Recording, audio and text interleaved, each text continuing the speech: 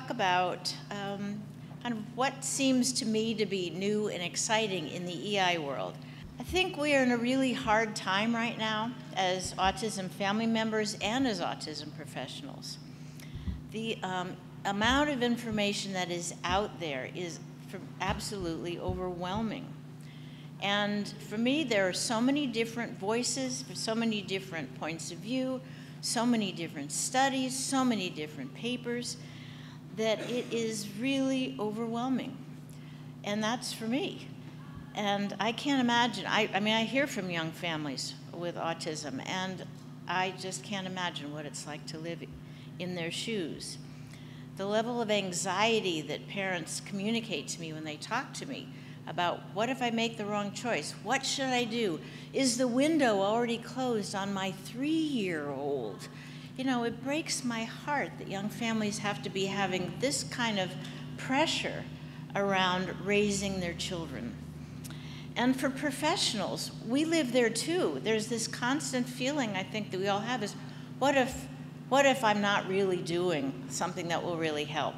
What if this child would do better in somebody else's care? I don't really know what to do next, and I don't know who to ask. I don't want to say that his objectives aren't moving forward, and I don't know anything else to do, and I'm afraid. I feel like an imposter here. These are all the feelings that professionals have as well in terms of the literature that is too big for any of us to be able to absorb. But I think this feeling of, what if I could be doing something better and I'm not, and this child's being hurt by that? I think that filters through both through families and also through professionals, through the doctors, through educators, through psychologists and therapists. We all feel like this. We are on overload of autism. And it really has a lot of psychological effects, doesn't it, families? Insomnia, anxiety, stress, obsessive thoughts about autism, and never being able to get away from it. You know, the whole world now is through the lens of autism. And it is amazing how it permeates even for people who don't have children with autism. If you're working in autism, it permeates your life. And it gets in our way, I think, of thinking clearly. The emotions get in our way of thinking clearly. So we're all looking for help through this. And I'm hoping today that I can help a little bit with that. What I'd like to do today is to do a couple of things. I'd like to share a couple of the new tools and new findings that to me really stand out as things that may help us all in our efforts to increase the efficacy of our practice and our parenting. And I'd like to be able to share problem-solving strategies with both parents and professionals that will help us take this challenge of when children aren't progressing the way we want them to, instead of like, oh no, what does this mean? Like, turn inward. It's like, well, everybody in my family would joke about me. Sally will make a list. That's right, I make a list. What do I do? Start down the list. That puts it out there, and that gives me something to do with my own anxiety. So I'm going to end with a list for everybody, so that maybe that will help you too. Okay, so let's start off. And first of all, I want to talk about this question of when Tris and Connie talk about a response to intervention, good response, good outcome. Like, what does that mean? What does that specifically mean? There isn't any one definition for a good outcome in autism, because it's a lot of different things, isn't it? We could be talking about reducing the symptoms of ASD, reducing repetitive behavior, increasing responsivity. Those are symptoms. We could be talking about improving development, increasing children's developmental rates, helping them get closer to their peers in the area of learning or language or self-care. Those are developmental rates.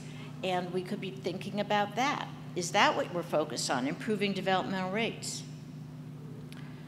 Or we could be talking about reduction in problem behaviors. That's a whole other layer that often occurs in autism. It's not part of the core symptom set, but it's there very often and present, and it's overwhelming at times. And that's a whole different set of symptoms as well, and a different kind of outcomes. Or we could be talking about better coping with day-to-day activities, particularly with young, like adolescents and adults, where we're moving away from developmental concepts so much, and we're thinking about function, the best function in everyday life settings. That could be what we're focused on in terms of outcomes. And for parents, particularly, I think it's important to think about if you're worried about some part of your child's functioning, where does it fall here? And getting specific about that is important because, as Connie and Tris talked about today, we need to measure outcomes, and every one of these characteristics has a different measurement system. It's a different set of problems, and it's a different set of treatments or a different set of targets for the intervention. And so the clearer we can be about what is it that we're trying to build or improve in a child's functioning or an adult's functioning, the clearer we are about that, the clearer we can be then in, all right, what is it that we want to accomplish? What are we going to put in place to do that? And how are we going to assess day by day and week by week whether we're getting where we want to go? So we'll come back to this later about being clear about it, but I think for both parents and professionals, we need to sort things out, and there are so many pieces to look at that it's overwhelming to look at the whole of a child's, all of the different things that we're concerned about with a child with autism. And being able to pinpoint different areas of strengths and needs in different categories helps us get to useful treatments, useful measurements, and ways of addressing problems. Now, I want to start and talk a little bit about what's new out there. I reviewed the literature. This is not a comprehensive review, but I went back through the last 5 years or so of literature to see what I'd missed and also what I had remembered correctly and incorrectly. And I tried to pull out things that I thought could have relevance for our practice, like now, whether you're family members or professionals. What's new that might be able to help us? I'm going to talk about 6 or so studies I'm talking about surprises. I found a couple articles that surprised me. I thought, well, you might be surprised by this too. We should talk about surprises, new tools that are out there that we could bring into our treatments that seem to have some success. This question of, does it matter what EI approach I use? I think Tris and Connie really brought this question up. Does it matter, and how do we figure out if it matters? And maybe it doesn't matter so much, and we shouldn't be quite so worried about that. How can I tell if it's working like it should? That's a really important question, and one that we need to focus on. What should I do if the intervention is not working the way I think it should? That's where we're going to end today. And the science that I'm going to focus on comes from randomized controlled trials. I only am going to talk about randomized controlled trials today. And for the families in the group, I really want you to start thinking and really looking for randomized controlled trials when you're looking through the literature. These are RCTs.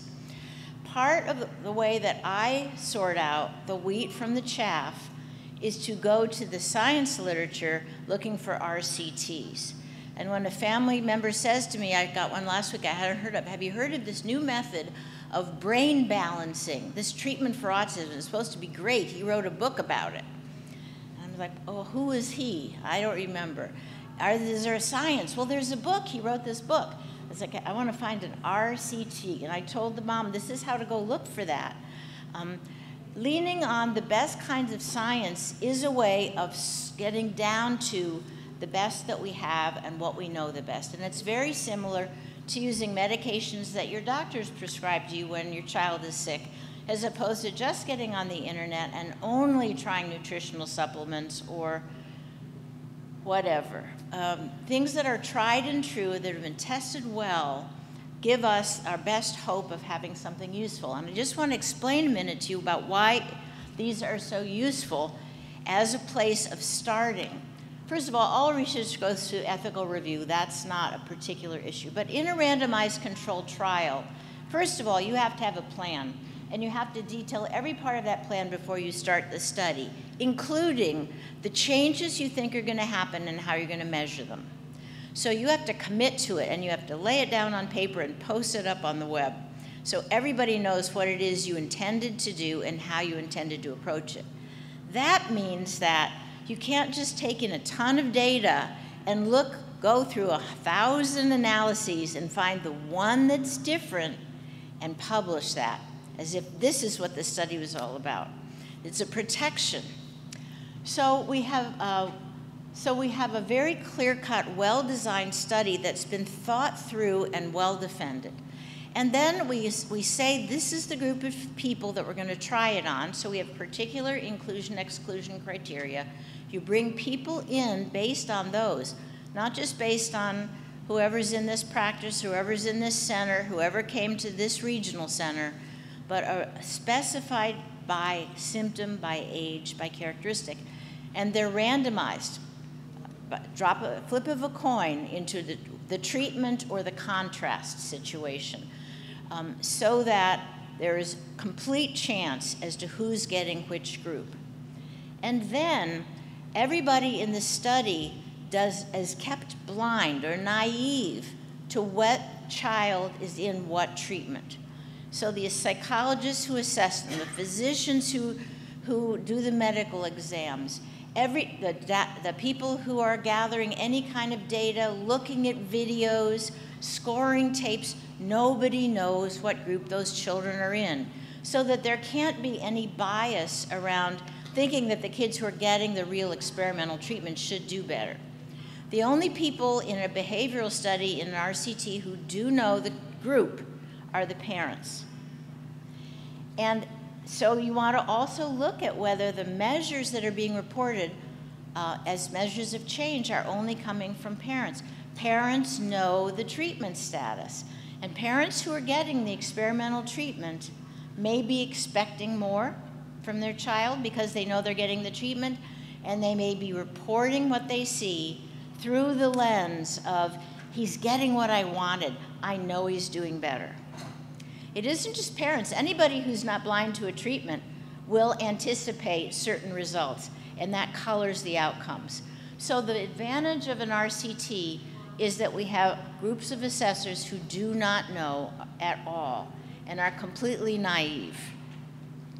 All right, so that's why I'm starting with an RCT with all studies that are coming from this level of testing. It means they've been through a lot of steps before that, and by the time they get to an RCT, lots of things are worked out, and the best of that treatment has really kind of been condensed into what's being tested. Also, if something's going to cost you money, I would suggest waiting till there's an RCT and making sure you're spending your money on something that's well proven. Okay, surprise number one, the number of studies that are carried out looking at parent-implemented treatments for young children. The majority of studies, RCTs, that I read from the last 5 years are parent-implemented studies of children under the age of 5. This is very refreshing to me as a developmental psychologist, because we know that for young children, I mean, often it lasts your lifetime, but at least for young children, there's nobody more important than the core members of your family and the things that you learn at home. And we know again and again that young children learn the most that they learn from everyday routines with the people that care for them day after day, with the objects in their house and the routines that their family engages in. So when we carry out an intervention at home through the parents in everyday settings, we know that we're providing a kind of learning that young children's brains are most built to take in. We also know that there's lots of opportunities to practice and lots of opportunities to generalize across different people and across different settings as children move through the day with their family members.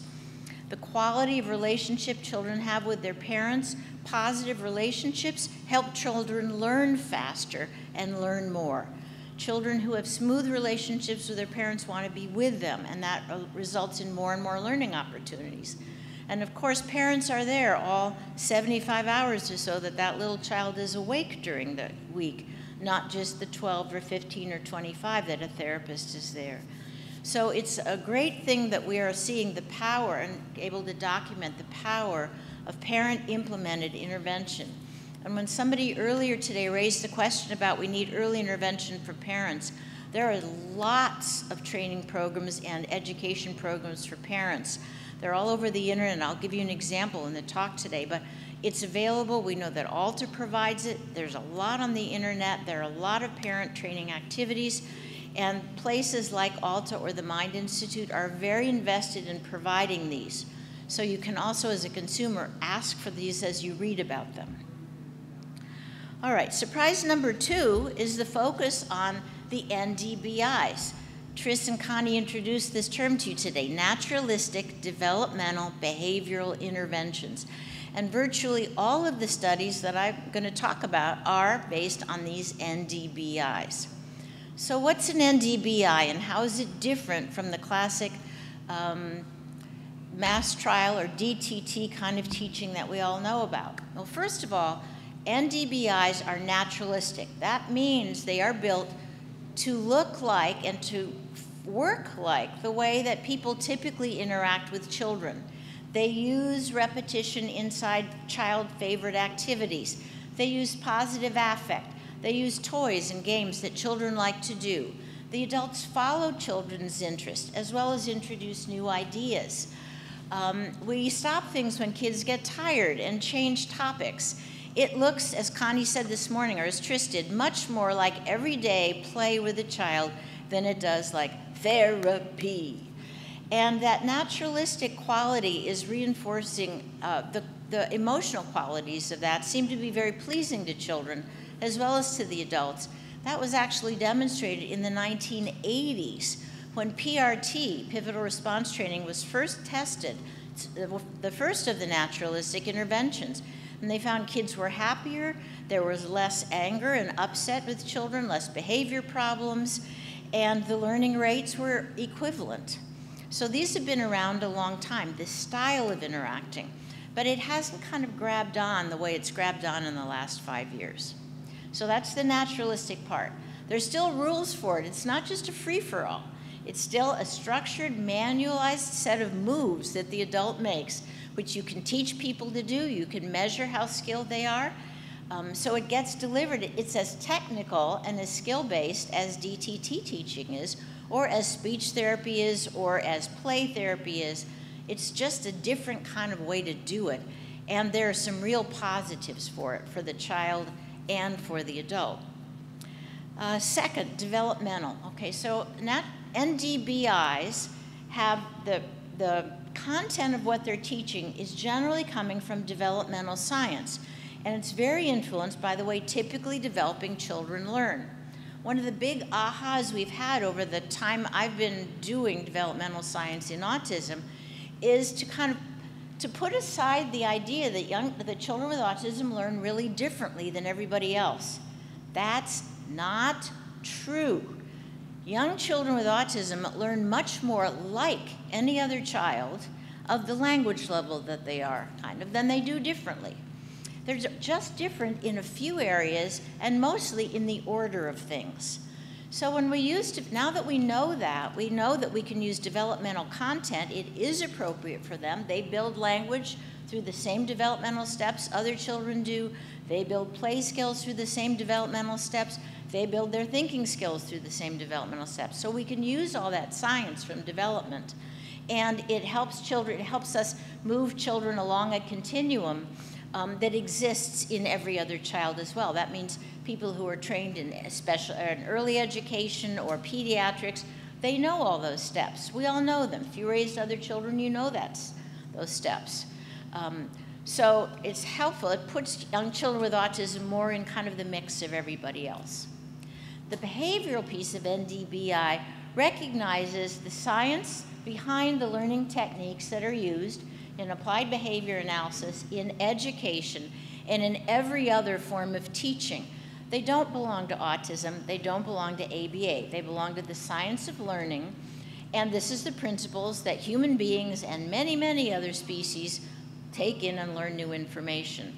And so wedding the developmental basis of learning, of child development and child learning with the best tools that we have really allows us to come up with, we think, a very powerful intervention.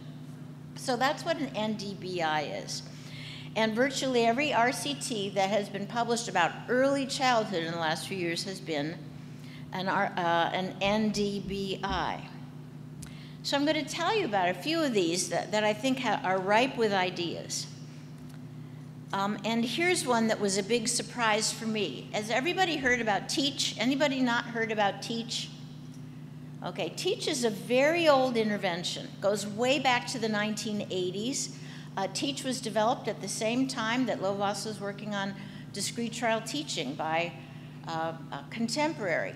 And it started addressing older children. And you may know TEACH because of the emphasis on visual schedules and visual cards and visual transitions and work systems, visually organized work. TEACH was the first to really focus on using visual supports. And for a long time, TEACH, I personally, as a developmental psychologist, I thought TEACH had a lot of problems with addressing early childhood because it was not a very developmental intervention.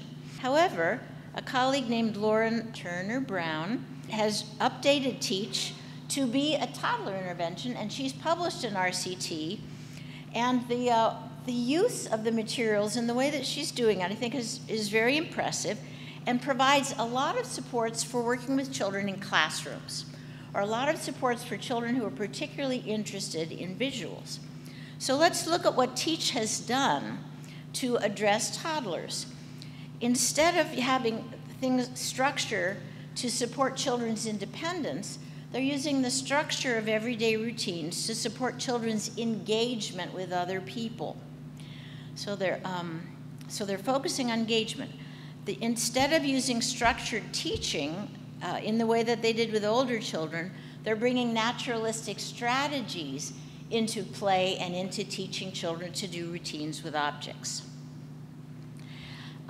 Instead of a focus on organizing the physical environment so that everything is very labeled and very clear for the adult with ASD, the toddler TEACH focuses on table and floor activities as the spaces where young children do most of their work and their play and their routines as well. Instead of visual schedules, which a lot of people used with preschoolers early on, the toddler TEACH works on transition objects. If it's time for lunch, you hand the child the cup and say, let's go get your juice, so that the child can use an object to make an independent move to the next routine rather than a picture. Instead of activity systems, they teach children to work from left to right and to move materials, take things out of containers and put them back. Wouldn't this be lovely, parents, to have children who would easily take their toys out of containers, play with them, and put them back? This is not a difficult routine to set up, and TEACH has always been very good at that. And so they have now incorporated that into their strategies for toddlers. And instead of doing so much visual structuring with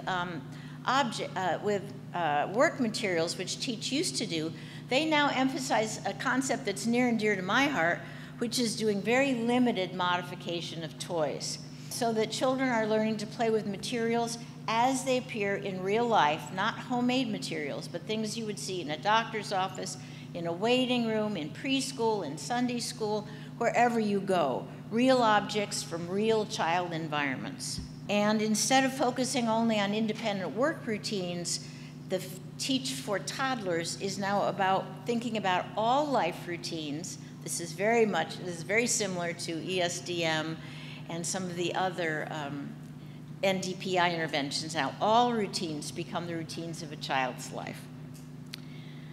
So it's an interesting concept and an interesting way of using TEACH in a new way. They tested it on 49 children who were randomized into either TEACH or a wait list control, I believe.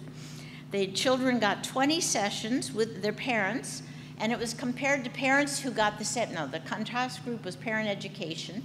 in a group. They got the same lessons. And they had hoped to create differences in children's language and cognitive skills. That was their primary goal. They did not make changes that separated the children who got teach from the other group.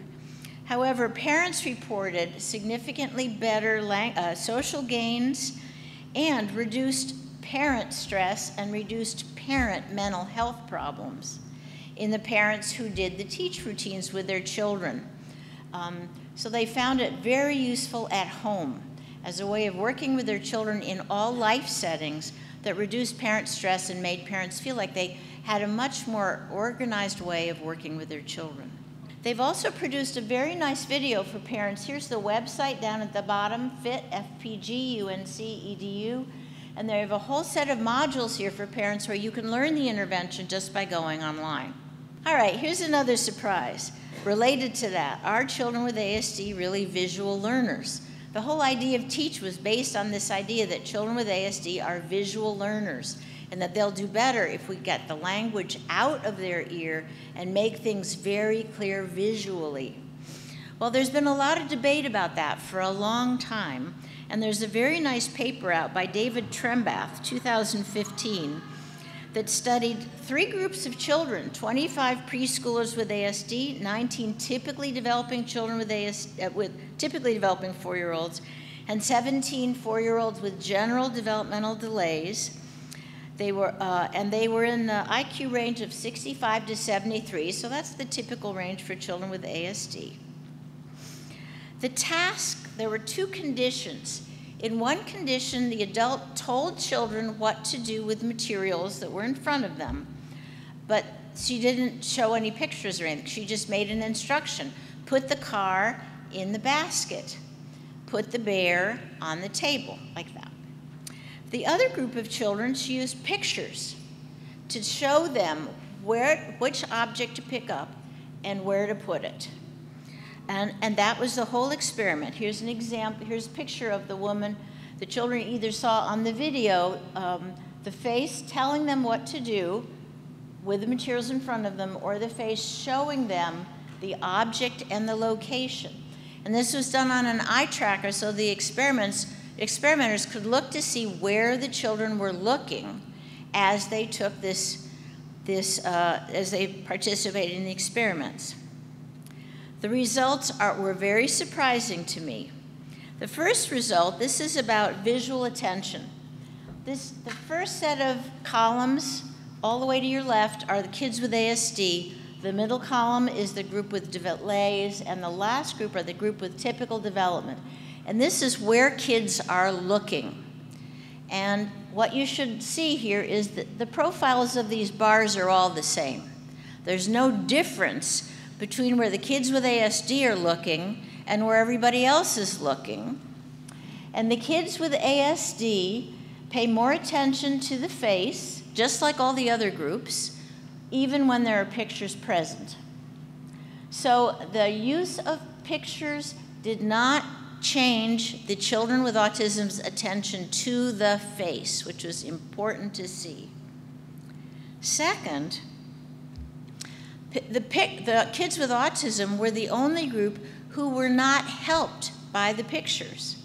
Both the typically developing group, this is the second one on the right, and the group with delays did better in placing them than did the kids with ASD compared to the speech condition only. So the kids with ASD absolutely were not helped at all and did just as well when all they did was hear the instructions as when they saw these photos. So sometimes people ask me, why is it that I don't jump right into visuals with little kids with ASD? This is why.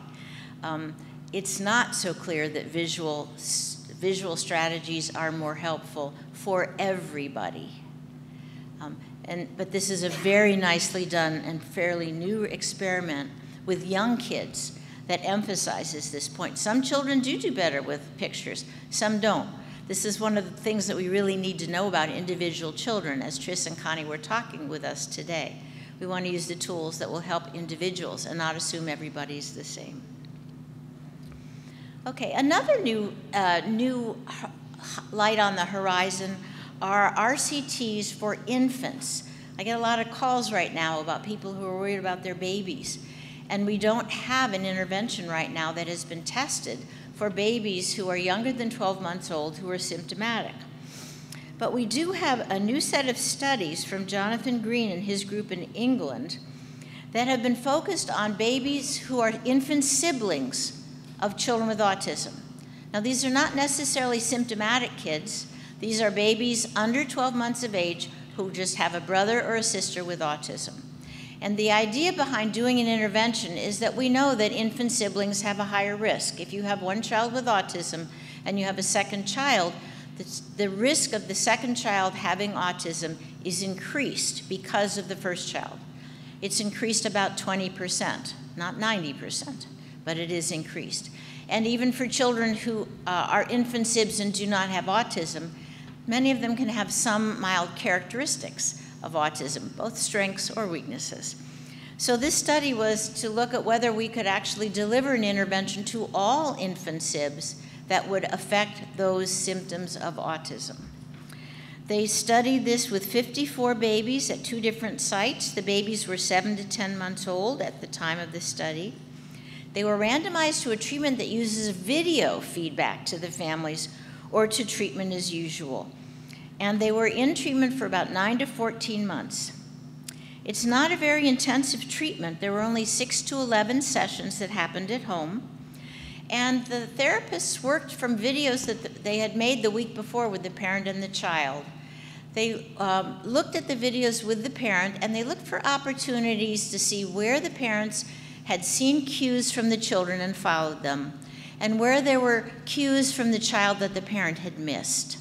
This was to try to help parents learn the specific cueing system and the little subtle communications that their babies were showing, so that parents could learn to understand their baby's communication more closely and follow it through.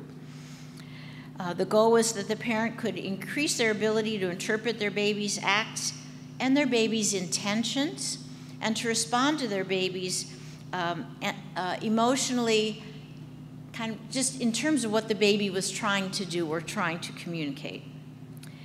They were trying to change autism symptoms at age 3, and they were successful. There was a significant effect of this treatment that lasted over 2 years after the treatment in reducing the score of the children a point or 2 on the ADOS, whether or not they had autism. Most of these children did not have autism.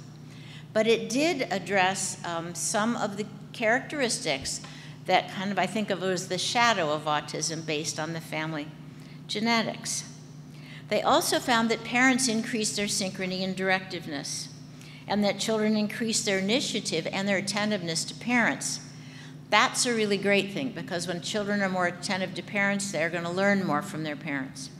However, it had no effects on child language, and it had no effects on the children's outcome of autism, although there weren't really enough children in the study. It wasn't powered well for that.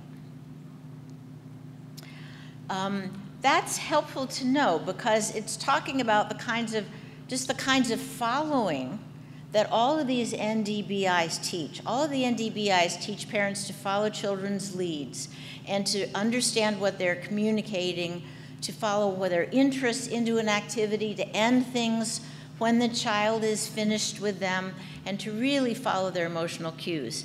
And this study shows that even with babies who aren't developing the full symptom, this is still a very helpful technique. We know this is helpful for all babies. In typically developing children, parents who have these kinds of parenting styles have children who have more language, have children who have more social skills. For children with developmental delays, they learn language more rapidly when they have parents with this kind of style. So this is a nice example of how the developmental literature is applying in parent-child relationships in autism as well. A study I'm just going to mention briefly is a JASPER study involving families with very low resources. This is a really important study because we so seldom really focus on families who are really low-resourced families. This is a family that this is a study that Connie Kazri led, and they used Jasper for a group of families who were Medicaid. They were all eligible for Medicaid. They worked with 147 children and their parents with the ASD who were between 2 and 5 years of age. They randomized them either to Jasper in the way that Connie talked about this morning, or to parent groups in which they learned all the Jasper techniques, but in an educational setting without their children. The treatment consisted of 2 hours a week of Jasper sessions for 12 weeks for those who are getting Jasper at home, and the same materials 2 hours a week for 12 weeks in the parent group for the parents who are getting it in the group. The goal was to increase the engagement of children with their parents, and they met their primary objective. The children in the home visit Jasper group with their families increased their engagement more than the parents and the children who are in the group education situation. And they also found that the children who were getting Jasper at home with their parents initiated more joint attention and showed more improvements in pretend play. I'm pointing this out because I think often when we're facing families who have many, many stressors, low incomes, difficulties with housing, many children, a lot of stressors, we often worry that doing a parent-mediated intervention is going to add another level of stress to this family, and that parents may not have the emotional resources in terms of stress or even the physical space available to do these parent-mediated interventions. I think it's a really important message here that there's a big study of very impoverished families who responded in the way that the other Jasper families from other studies respond. The children responded similarly, and so it's good news in terms of, for professionals, feeling like these are absolutely appropriate for families who want them, regardless of their resource level, and that we can expect good, strong outcomes in all children and families who carry out these kinds of interventions. I want to give you a little update on ESDM. Is there anything new in ESDM land? There are a couple of studies I'm going to share today. One of them, ESDM is one of the NDBIs. ESDM stands for Early Start Denver Model. That's an intervention I've been working on through my career. And unlike Jasper and some of the other interventions, PRT, ESDM is a comprehensive intervention, more like DTT. It addresses all aspects of a children's life, all their skills, and the goal inside ESDM is for developmental change. So we're working on that, particularly developmental change and adaptive behavior and language. So helping children narrow the gap between themselves and other people. We developed a parent-implemented ESDM a few years ago. It's called PESDM, and we've been studying it and using it for many years. And the last time we wrote a paper on it, we did an RCT and published it a few years ago, and we found that while the children who were getting the PESDM intervention did well, so did the comparison group. There was no significant difference between the two. And so that stimulated me to think about whether there were some little tweaks we could make in this intervention that would still keep it a cheap intervention, a low number of hours, low cost intervention, but could get a little more traction from the intervention. And so we carried out a study a few years ago here in this area and also in the University of Washington. We randomized 45 children who were they were really little. The average age was 21 months. So they were between 12 months and I think 30 months. We had 2 sites. We randomized 45 children to either normal ESDM delivered by parents or what we called enhanced ESDM. And we did a couple of enhancements. One of the things we did was we added a home visit. So everybody got 1 visit a week in the clinic for 12 weeks, and half of the group was randomized to a home visit as well. So that was one of the tweaks that we made. The second tweak was we developed a set of multimodal materials. So in addition to our parent manual and the paper materials that we've always had, we also created video materials, we created narrations, we created a website for families, we put little pictures, we did kind of a lot of different things to try to bring short videos, text, photos, as well as our other written materials into it to see if that would be helpful. Those are the two changes that we made that I think seem to stand out the most to me. So we carried out 12 weeks of intervention, either once a week or twice a week. And our goal was, a primary goal was to see whether we could improve the parents' use of the skill, number one. That was our primary goal. Our second goal was to increase children's developmental gains. And the third goal was to, we hypothesized that change in parents would be related to change in children. I mean, if you have a parent-mediated intervention, if you can't show that, then it doesn't kind of matter what's happening with the children, because you got to be able to show that what you're doing with the parents is the cause of the child change. That's what parent-mediated interventions are all about.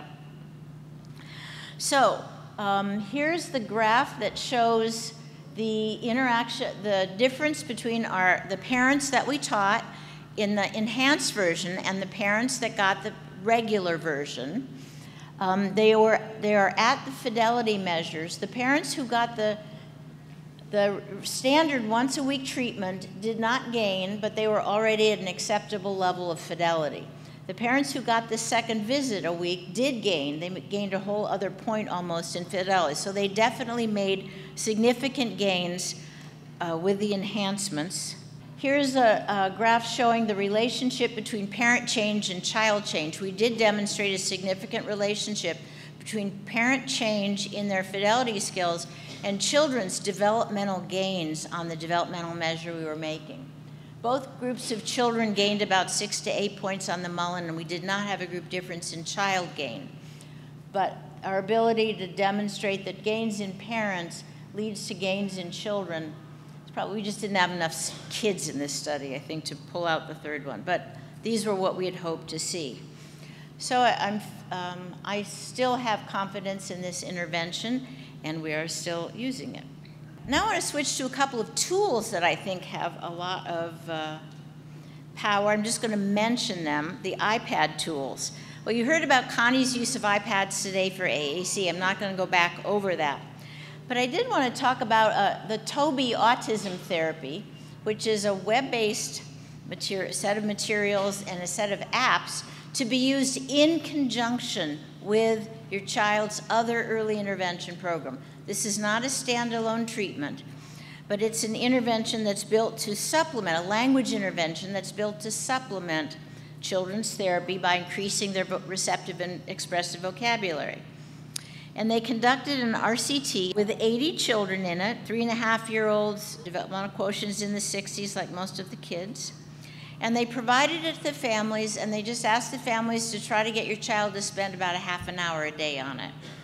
They found that for the first period of time, first 3 months, children averaged 19 minutes a day, but after that it really fell off.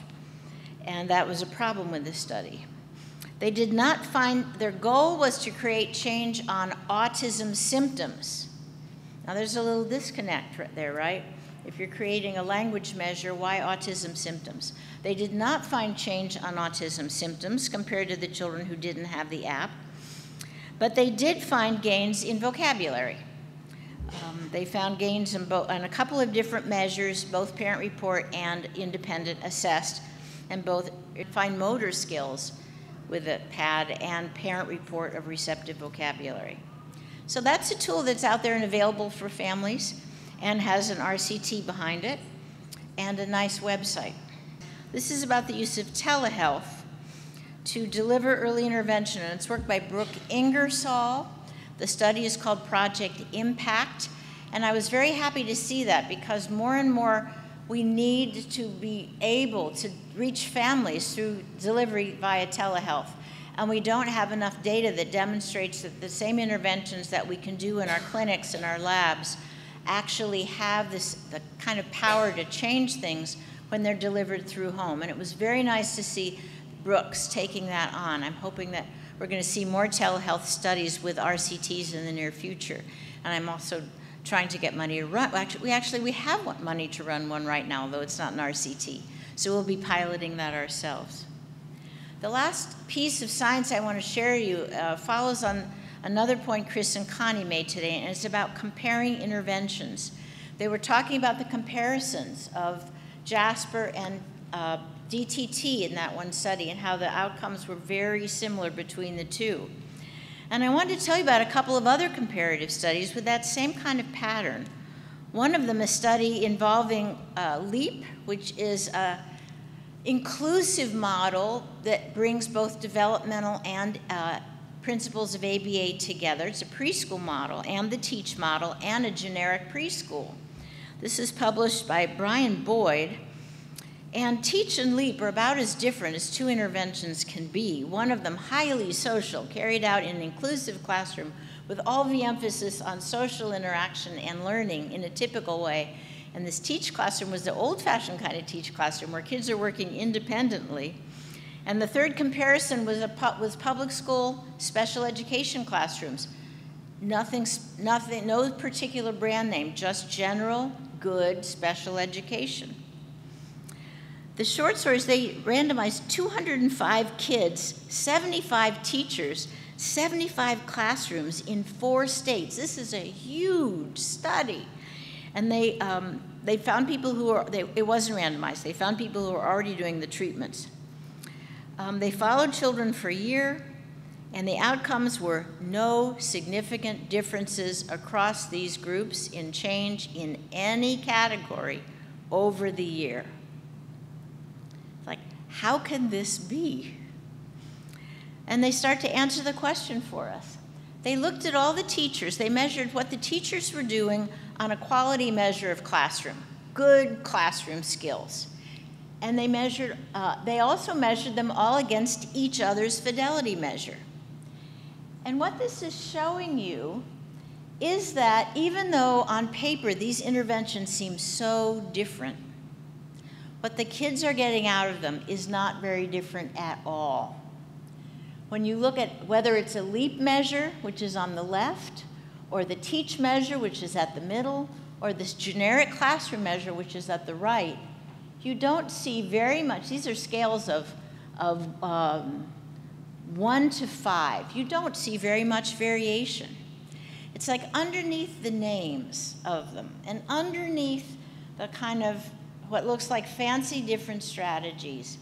Maybe there are just only so many ways people teach and so many things children learn in a rich environment where there's enough adult attention, good materials, good teachers, and a good understanding of development.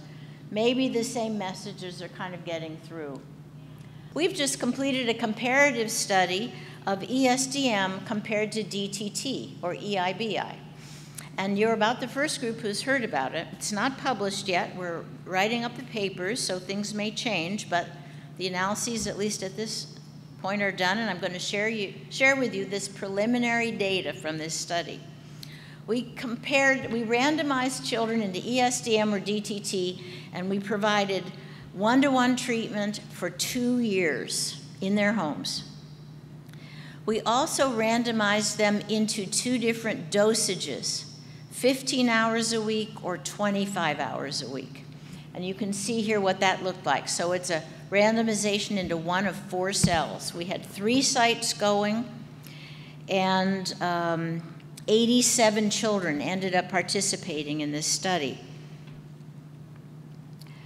The DTT team was led by John McCacken, who supervised and trained all the groups and used his fidelity measures to make sure that they were very high quality. I and my ESDM team supervised and trained all the ESDM therapists. We used our ESDM fidelity measures, and we kept our teams at fidelity. Both teams were checked frequently for fidelity and were there at all points. The mean score was over 4 on a 5-point scale for fidelity. The treatment was, 12 months. I made a mistake on the other side. This is 12 months of assigned hours and twice monthly parent coaching in the model the child was assigned to.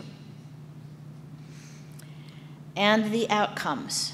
We have no significant group by time differences on language, on DQ, on autism severity, not based on hours, and not based on treatment style.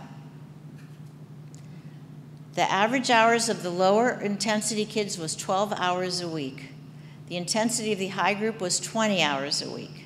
There are no differences in gains in any measure based on the amount of therapy the children got or the type of therapy they got. Furthermore, we did moderation analyses to see whether there were subgroups of children who responded better in one of those cells than another. We all expected that children with lower DQs would do better in DTT treatment. We also expected that children with a lot of language would show more language gain in ESDM and more play. Not true. There was no effect of beginning IQ or beginning language level or beginning severity of autism on the outcomes, not by hours and not by style.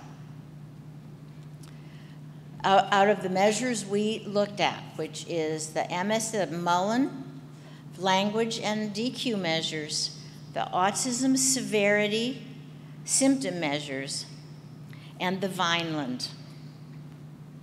We did find one very odd difference, a little difference on one language measure in terms of moderation, but I don't want to get into it right now because it's complex and it has to do with the higher functioning children rather than the children who are more impaired. So anyway, I think for me I'm very interested, and we have a student who wants to apply fidelity measures across these two and to see whether in fact we've got the same situation of when kids are getting high quality treatment from adults who know a lot and are delivering developmentally sound and high quality teaching procedures, children learn. I just want to show you this because it's so surprising. This is a graph that John McCacken made about the change in the children's age equivalent scores on the Mullen. This is the IQ test. The blue line this is every child. The blue line are the kids in the high intensity getting 20 plus hours a week, and the red line are the kids in low intensity. And what are the numbers? The numbers are gain in age equivalent scores. And you can see absolutely no difference in the amount of gain based on hours. So how can this be? Well, one of the things we looked at, and this is an idea of Paul Yoder's, and I'm very glad we did, is that we looked at how the treatments handled children at the opposite ends of the spectrum. Now, Chris referred to this, what I'm going to share with you a minute this morning, as kind of messy. It may be messy and it may not be. We asked whether the treatments handled the children who are doing the best any differently than they handled the children who are struggling inside the intervention. And you can't, it's not in the fidelity measure, because we had fidelity measure. So we created a different measure to look for inside the DTT group, looked for modifications that were being made in the DTT protocol, not on paper, but just in practice for some children. And we did the same thing in ESDM. You know, in ESDM, we have a decision tree that tells you when to make changes. So we analyzed the data week by week. We reported on every child, every modification that had been made in each treatment. And what we discovered was that, first of all, the DTT program became more naturalistic as children's skills increased and as their behavior problems decreased. So for children with higher levels of skills and lower behavior problems, the reinforcers became more intrinsic, and children had some more choices, and the people were participating down on the floor more in the joint activity routines and the play, as part of the typical protocol of that way, of the way that John McCacken and his team work. And ESDM is built to do that. ESDM is built to become more structured when children are not making sufficient progress on their objectives. And so we tested this and we found this was true, that both of these interventions made more changes for children who were at the opposite ends of the spectrum, and they made them coming this way. So the DTT group is looking more naturalistic for the higher functioning children, and the ESDM group is looking more structured for the children who are having more difficulties making progress. The treatments are becoming more similar based on children's needs. And that may be why we're seeing that we're getting these kinds of outcomes even at the far ends of the spectrum, that the interventions can be similar. So that might explain the differences in assignment of types, but what about hours? What about this hours thing? Well, personally, I think this is great news, right? This is great news. And I've been suspecting this for a long time, because if you follow the ESDM work, you've seen our ESDM data. Kids are gaining 18 to 20 points in a couple of years, which is similar to the original Lovaas papers and the other RCTs of the Lovaas work. And they've been doing it on 12 to 15 hours a week. We've always found this, because we never could deliver as many hours as Tris and John and Ivar delivered. So I've suspected that it isn't about hours, it's about something else. So what could it be? Maybe, well, parent training, let's not underestimate the power of working with parents. When parents understand the treatments and they know how to do these and carry them out, and they've learned how to do however you do what you do in therapy, parents are there all the time.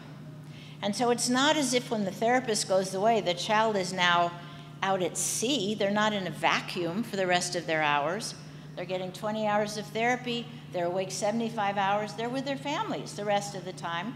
And the families have learned from the therapist, from watching and parent coaching, what's going on, and the family's expectations are rising as they hear the therapists talking to the children and seeing these responses back.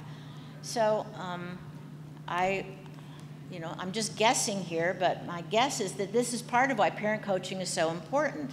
It generalizes and it infiltrates the child's life with these skills. It may also mean that there's only so many good hours in a day for child learning. I know in the study we just did, the teams who had the kids in the intensive hours, it was very hard. These were young children. The oldest children were 30 months. It was another 12 to 30 month group. And to deliver, we had to deliver 5 hours a day, 2.5 hour blocks to get the 20 hours a week in, 25 hours a week in. And it was hard for the kids to stay awake that long. It was hard to get their naps in. They were grouchy, they were tired. Parents were getting kids up from naps. Kids were falling asleep in sessions. I mean, it really was difficult. And, you know, we all, how many hours? Are you getting tired in here? I bet you are. You know, there's only so long we can really attend. And no matter how exciting therapy can be, after a while, stimulation gets to you. So it may be that there's kind of an optimum dosage somewhere in this 12 to 15 hours, and that after that, we may not be, we may be doing maintenance work or something that also goes on at home. I don't know. But anyway, I think it's encouraging, and I hope for parents that this may give you some comfort if you were seeking 30 to 40 hours a week and you couldn't get it. Here's information now from multiple studies that says it's okay. These kids are doing just as well with 12, and the outcomes from this study are very similar to the outcomes from kids who are getting 40 hours a week, in which Tris talked about what percentage does really well, what percentage is the middle ground. So, you know, I think after a point, my guess is that quality trumps hours, and that high quality therapy and high quality parent coaching and work at home, those, it's just a Sally guess, those are the critical features. So parents, never underestimate your ability to do this. You're the most powerful people as interventionists for your children. Let's start to do some summary and then get to questions. So first of all, let's see, let's go through what we've been talking about. What are the main points so far? A, parent-implemented interventions for EI are gaining efficacy data. They're becoming more and more legitimated by the science as powerful agents of change for children. Second, the naturalistic developmental behavioral interventions are proliferating in the research and probably in practice for these very young children in early intervention. And this is good news for public EI, isn't it? Because this is how public EI likes to work. Most of the people who are therapists in the public early intervention programs are trained much more developmentally. They're OTs, PTs, speech therapists, infant educators, early childhood people, early special ed. They're trained developmentally. They're also trained in good teaching techniques. But NDBI is what they're trained to do. And so this kind of information is, I think, supporting what EI people in the public sphere come into the field knowing how to do, and I hope it makes them feel more confident about what they're already bringing to it. I guess the other side of that, though, is that fidelity, when we talk about high quality programs, we're talking about high fidelity to standards for an NDBI and for a classroom. And it's, we all need fidelity measures. One of Brooke Ingersoll's students right now is creating a fidelity measure for NDBI as a generic term. And she's pulling from the fidelity measures of Connie's and mine and Brooke's and everybody else to create a generic NDBI. And this will be very helpful to us. Tris and his group have had good fidelity measures for people using DTT for a long time, but we haven't had a generic fidelity measure that we could share across groups for those of us doing NDBIs, and this should help all of us improve the quality of doing developmental therapy for young children with autism and feeling like we are getting to the RCTs through these. Here's the collection of skills that gets us to the level of skill of people in the RCTs, NDBI. So that's going to help the field a great deal. And as I said, the Frank Porter Graham site already has these tools that will let us look at group programs and also home visits. They have a tool as well for that. Okay, another piece that we talked about is the updating of old models. You know, we used to think about Teach for Toddlers. There's a new Teach for Toddlers, and it's got a lot of strong qualities. I'm going to keep my eyes open for that. And the same thing has happened with PRT. PRT has been really updated by Brooke Ingersoll and by the Canadians, Jessica Bryant and Susan Bryson and Lonnie Zwagenbaum. They've developed the social ABCs, which has taken PRT down into this toddler group and made it much more focused on affect, baby games, nonverbal communication, gestural development. So the old interventions are getting retooled. I think it's the same thing as happening with DTT. The therapy that John McCacken was leading in our site has much more play, much more positive affect, much more motivational strategies for children than the old Lovas tapes and what I experienced when I was in Lovas's clinic observing in the late 80s.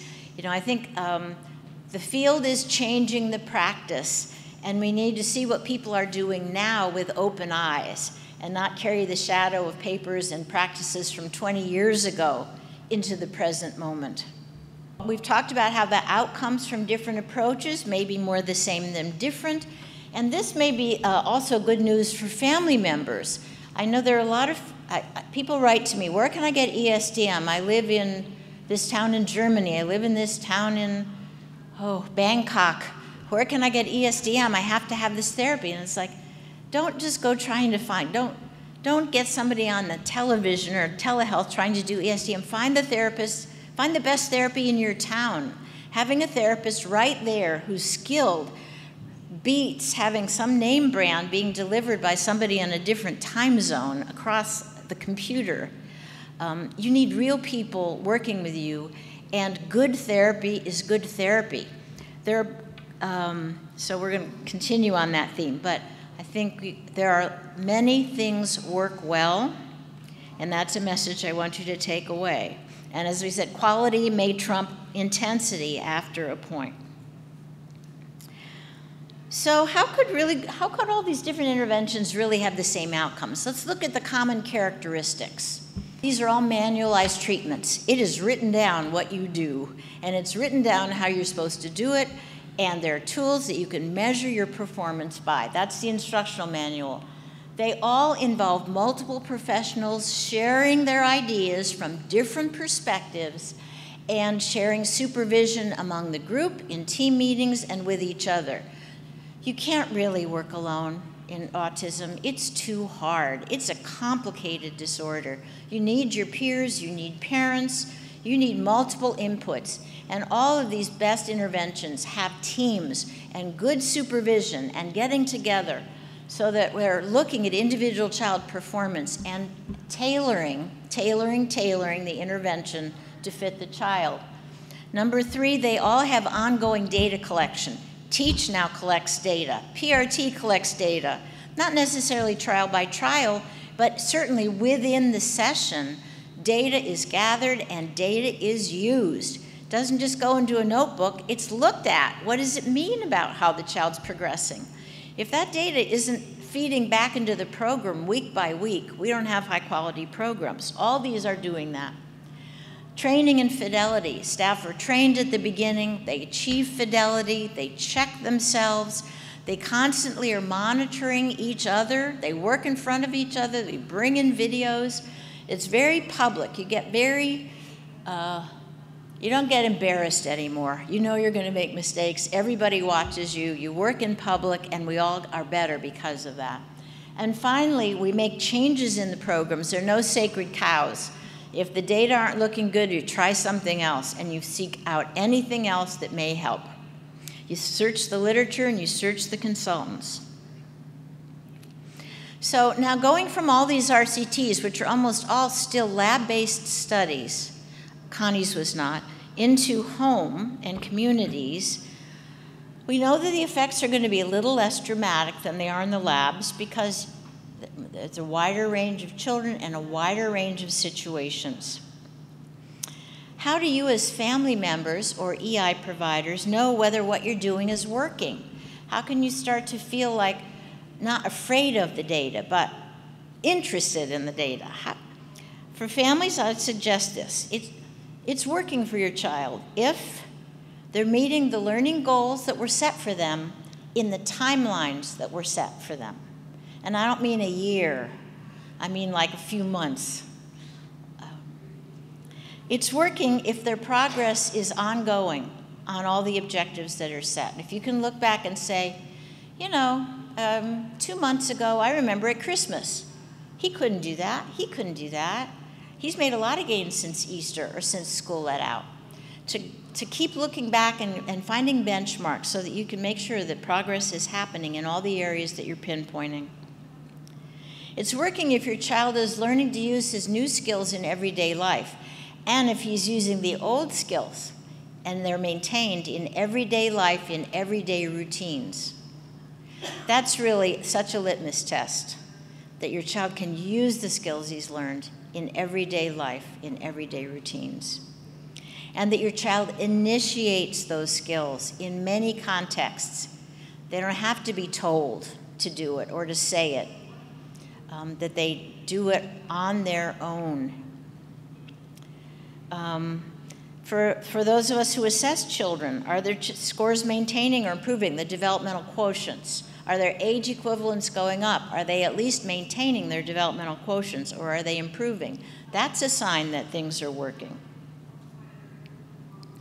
Are the behavior problems targeted, and are they on a plan, and are they improving? Is there data that says the behavior problems are improving? Then it's working.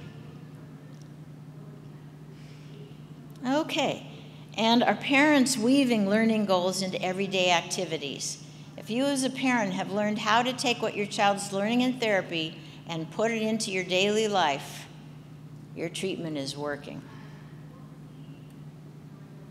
But what if it's not working? Something's wrong and it's not your child. Here are some things to do. Here come the lists, parents. First of all, for us therapists, if the child's not progressing on the objectives we set, we can use these same quality tools that the RCTs use. Do we have a manual? Are we using an intervention for which there is a manual? If not, go look something up. There are all kinds of single subject trials in the literature that show you how to teach a kid to ride a bike, how to teach a kid to swim, how to teach a kid to use a spoon. If they're not progressing, let's get into the single subject literature and find programs that are written up and use them and try them. Are we meeting with our teams and talking about our clients every week or every month and really looking at the data? We need to be having ongoing team meetings, parents as well, ongoing team meetings that review child progress. And no, everything's not going to go great, but we want most of those objectives moving along because we want to have 2 or 3 problems, not 14 of them. Are we taking the data?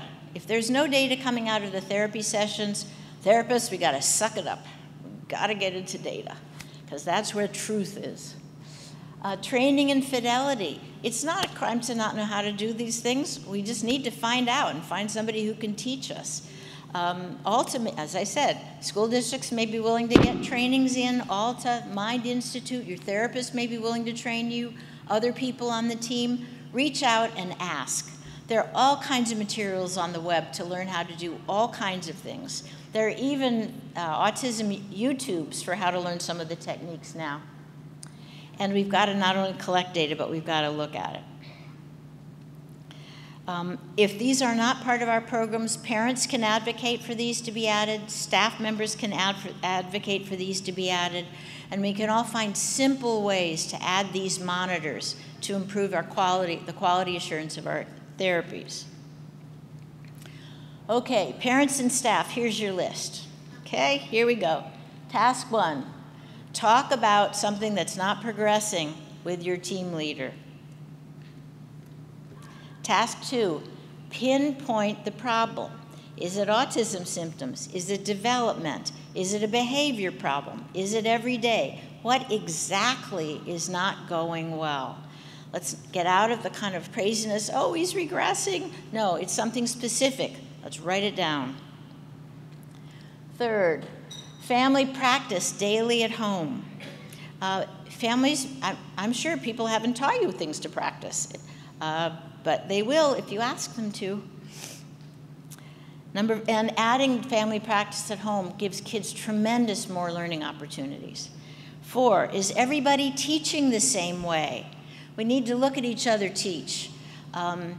Kids who are being taught, how to tie their shoes in 3 different ways are going to have a lot of trouble learning how to tie their shoes, or to ask for things, or if somebody's asking for a gesture and somebody's asking for a point and somebody's asking for a word, it's not going to work well. We need to be really tight, and children are getting a lot of different therapies from a lot of different people. That team's got to be tight, and parents, you're the people who see it all. You can say, oh, you know what, you're all doing this a different way. Team leader, somebody, we've got to get everybody on the same wavelength. Somebody, please write it down, do a video, I'll take it to my other therapist. This is something, parents, you're the only people who are in the position to do this, and it makes a huge difference for your children. I assume your therapist would let you videotape so people could learn. Task number 5, team brainstorming meeting. We need to just sit around and put it on the table. This is not going well for this child. What are all the things we can think of that we could try differently? And then just try them. Taking data on every one, doing one thing at a time, and running something for a week or so to give it time. Task number 6, have we been to the literature? Therapists, we can all get ourselves into the literature, and there's a ton out there for parents too, of people have written programs that you can get to on how to teach all kinds of things. Others who know the child. There may be people in the child's life, like a grandma or a babysitter or a daycare person, who knows that child well and has a different kind of relationship and may have an idea if everybody's stuck. So I'd reach out broadly to people who know the child. A sibling might know, an older sibling might know a child in a different way. Has the program run too long? I think one of the things that really leads to problems that I see in our program is when we stay on doing something too long. For me, a week is it. If there's no change at all in the child behavior in 1 week of working on a new skill every day, there's something wrong with the program. And if we keep doing it the same way, the child's going to learn failure, and they're going to learn they can't do that task. They don't like the materials, they don't like the task, they don't like the prompt, and then the behavior starts. We get a big avoidance. Children understand failure, and they don't want to fail any more than we do. What did I do in calculus? I left after the second week of calculus and never went back to class.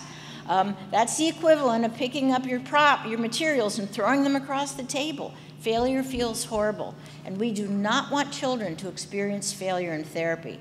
So if the data aren't changing, stop that program and go back to the drawing board. It's just a problem in the program. It's just a problem in the teaching strategy, and you can figure it out. But don't blame it on the child, and don't force the failure experience, because it's going to infiltrate other aspects of the child's program and their relationship with you. And finally, last thing, get an outside consultant. Talk with the people around and figure out where's the expertise in this community or in this area, and let's get somebody in here for an hour. All right, so all children learn. It is the nature of a child's brain to learn.